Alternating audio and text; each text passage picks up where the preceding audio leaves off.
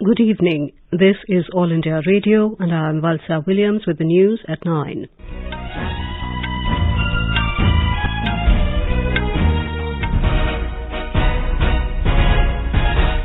The headlines. Prime Minister Narendra Modi advises students to use gadgets judiciously, also asks teachers to promote curiosity among students. India's economy continues to remain resilient despite a hostile and uncertain international environment, says RBI Governor Shaktikant Das. MOU signed with South Africa to introduce 12 African cheetahs into India annually, first batch to be flown in next month. In sports, India women through to final of Under-19 World Cup in South Africa. In FIH Hockey World Cup, Germany enter into final, beating Australia at Kalinga Stadium in Bhubaneswar, and New Zealand set a target of 177 runs for India in first T20 at Ranchi. Prime Minister Narendra Modi has advised students to observe digital fasting once a week to minimize distractions. Interacting with students, parents and teachers during the 6th edition of Pariksha Pe Charcha program in New Delhi today, he expressed concern over the use of gadgets, saying that people in India spend an average of 6 hours on screen. He said a no technology zone must be created at home. कभी-कभी आप अपने से भी ज्यादा gadgets को ज्यादा smart मान लेते हैं और गलती वहीं से शुरू हो जाती है। आप विश्वास करिए, परमात्मा ने आपको बहुत शक्ति दी है। आप स्मार्ट हैं, गैजेट आपसे स्मार्ट नहीं हो सकता है। आपकी जितनी स्मार्टनेस ज्यादा होगी, उतना गैजेट का सही उपयोग आप कर पाएंगे। वो एक इंस्ट्रूमेंट है जो आपकी गति में नई तेजी लाता है। The Prime Minister asked teachers to develop a strong bond with students. He said if a student asks questions, it means he or she is curious, and teachers should always try to promote their curiosity. विद्यार्थियों के साथ जितना अपनापन बनाएंगे, विद्यार्थी आपके ज्ञान की कसौटी करना नहीं चाहता है। अगर विद्यार्थी सवाल पूछता है तो ये मान के चलिए उसके अंदर जिज्ञासा है। आप उसकी जिज्ञासा को हमेशा प्रमोट कीजिए। उसकी जिज्ञासा ही उसकी जिंदगी की बहुत बड़ी अमानत है। The Prime Minister urged parents to encourage their children to observe and learn about things which are happening around them. हम किस सोसाइटी की बात करते हैं? जो हमारा सर्कल है वो, जिनके बीच हम बैठते उठते हैं, लेकिन हकीकत ये है कि उसको एक घर के दायरे में बंद नहीं रखना है। उसको समाज में जितना व्यापक उसका विस्तार होने देना चाहिए। आपने सचमुच में अपने बच्चों का ट्रायल लेते रहना चाहिए। उसका विस्तार करने का उसको आपको अवसर देना चाहिए। उसको बंधनों में मत बांधिए। AIR News spoke to some of the students who participated in the Pariksha Pe Charcha program today. The students shared their experiences and the advice they got from the Prime Minister. मैं आशीष कुमार वर्मा केंद्रीय विद्यालय राष्ट्रपति भवन का छात्र हूँ। प्रधानमंत्री का जो सहज भाव है बोलने का और जिस तरीके से वो सारे सवालों का बहुत अच्छी तरीके से जवाब देते हैं, वो मुझे बहुत अच्छा लगा। Devendra Reddy from Sai junior college. I had a big confusion on how to get good result. Now I can apply that the words you have spoken about results and hopefully I will do very good in this exams. And being as a blind, just focusing on studies is very important then the focusing as a result. Satvika from 9th class, you have suggested that digital fasting.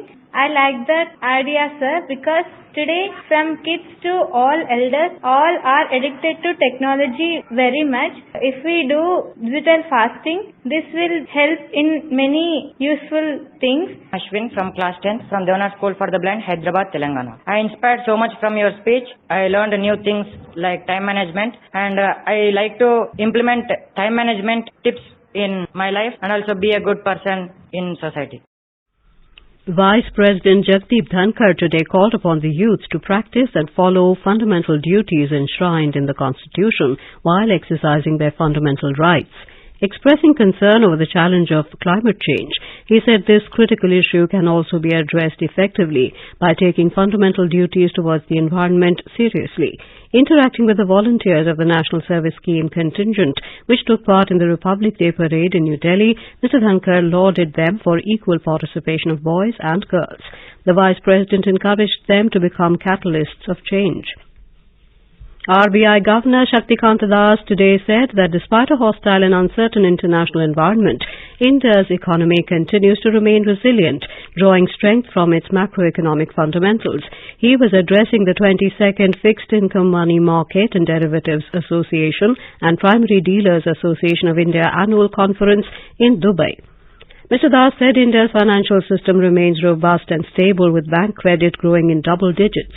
Admitting that inflation has remained elevated, the RBI governor, however, added that there has been a welcome softening during November and December last year. Talking about the current account deficit, Mr. Das said it is eminently manageable. He added that the average current account deficit to GDP ratio stood at 3.3% during the first half of FY23. The RBI governor said net FDI flows remain strong and foreign portfolio flows have resumed since July 2022. He informed that the size of forex reserves is comfortable while the country's external debt ratios are low by international standards. On rupee depreciation, Mr. Das said the currency fell 7% against the US dollar during the initial pandemic days and 9% between February and November last year in view of the Ukraine war. He, however, added that the rupee outperformed the currencies of most advanced and many emerging market economies. India and South Africa today signed a Memorandum of Understanding MOU to introduce 12 African cheetahs annually over the next 8 to 10 years. An initial batch of 12 cheetahs will be flown from South Africa to India next month. The cats will join 8 cheetahs brought to India from Namibia last year. The initiative to reintroduce cheetahs to a former range state is being carried out following the local extinction of this iconic species due to overhunting and loss of habitat in the last century. The terms of the MOU will be reviewed every 5 years to ensure it remains relevant. Environment Minister Bhupendra Yadav termed the initiative as an encouraging development for Project Cheetah and a matter of pride for nature lovers. In a tweet, he said restoring cheetahs is a priority for the government, with far-reaching conservation consequences. The minister said India looks forward to welcoming the cheetahs from South Africa. This is All India Radio giving you the news. For quick news updates round the clock, follow us on our Twitter handle at AIR News Alerts. नमस्कार, मैं CVP Srivastava आ रहा हूं कार्यक्रम अभ्यास में। विषय होगा भारतीय राज्य व्यवस्था और संविधान। सुनना न भूलें, शनिवार रात 9:30 बजे FM गोल्ड पर।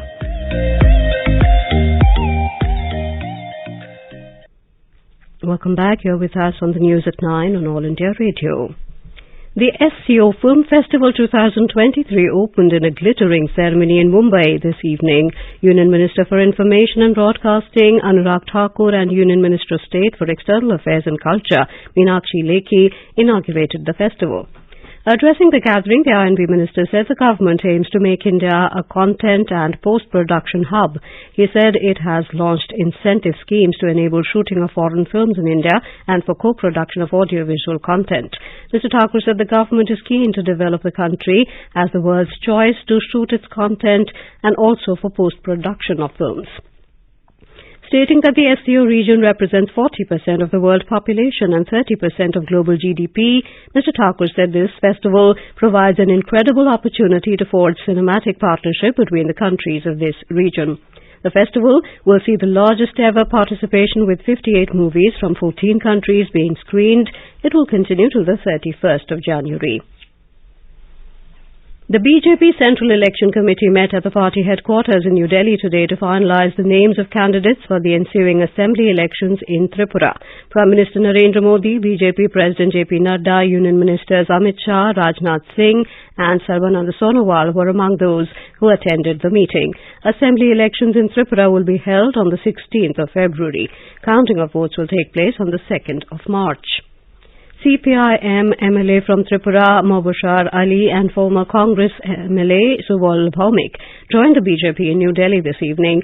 They joined the BJP in the presence of Tripura Chief Minister Manik Saha, State in Charge Dr. Mahesh Sharma, and other party leaders.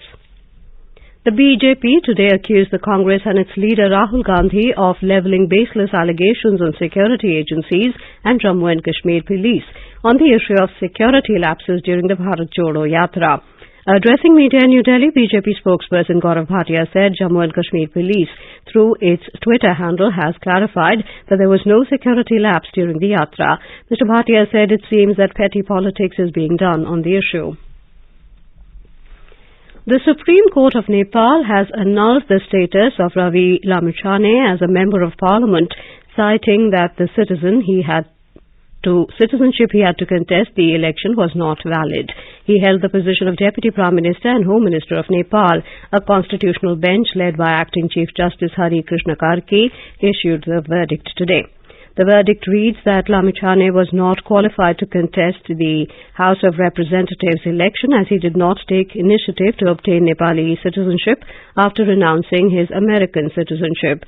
As Lamuchane has been removed from the House, he will also lose the position of the Deputy Prime Minister unless he gets citizenship. Ravi Lamuchane was a journalist turned politician who founded the Rashtriya Swatantra Party and was elected to the House of Representatives in the 2022 general election. Sri Lanka President Ranil Wickremesinghe has said he will fully implement the 13th Amendment to the Constitution aimed at giving more autonomy to provinces. The amendment was incorporated in 1987 and has not been fully implemented, especially in terms of police and land powers. A statement from the President's media division issued after the all-party meeting said he was not for a federal solution but favoured power sharing. He further said that the 13th Amendment is being implemented as per the Supreme Court's directions. Back home, Prime Minister Narendra Modi will address the 1111th Avataran Mahotsav of Bhagwan Devnarayan in Rajasthan's Bhilwara tomorrow. He is revered especially for his work towards public service.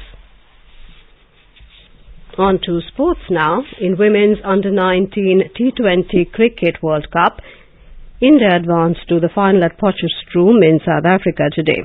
India beat New Zealand by 8 wickets in the semi-final in South Africa this evening. After restricting New Zealand to just 107 for 9 in 20 overs, India achieved the target of 108 runs in just 14.2 overs after losing 2 wickets. Shweta Sehrawat scored an unbeaten 61 off 45 balls. In the second semi-final, England defeated Australia by 3 runs, chasing a target of 100 runs. Australia were bundled out for 96 runs in 18.4 overs. Earlier, England were all out for 99 in 19.5 overs after electing to bat first. India will now clash with England in the final on Sunday. In the FIH Hockey World Cup, Germany entered the final, beating Australia by 4-3 at Kalinga Stadium in Bhubaneswar. In the other semi-final match, Belgium beat Netherlands by 3-2 and reached the finals. The final match will be played on Sunday. In men's cricket, New Zealand have set a victory target of 177 runs for India in the first T20 international of the 3-match series at JSCA International Stadium Complex in Ranchi.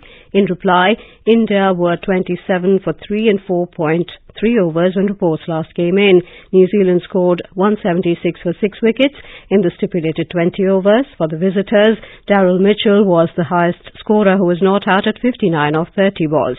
Earlier, India won the toss and opted to field. In the Australian Open tennis, 4th seed Novak Djokovic will take on 3rd seed Stefanos Tsitsipas in the men's singles title clash on Sunday. Djokovic of Serbia defeated unseeded American player Tommy Paul in the last 4 encounters 7-5, 6-1, 6-2 today. Djokovic seeks a record-extending 10th Australian Open and a 22nd Grand Slam crown. And now, before we end the bulletin, the headlines once again.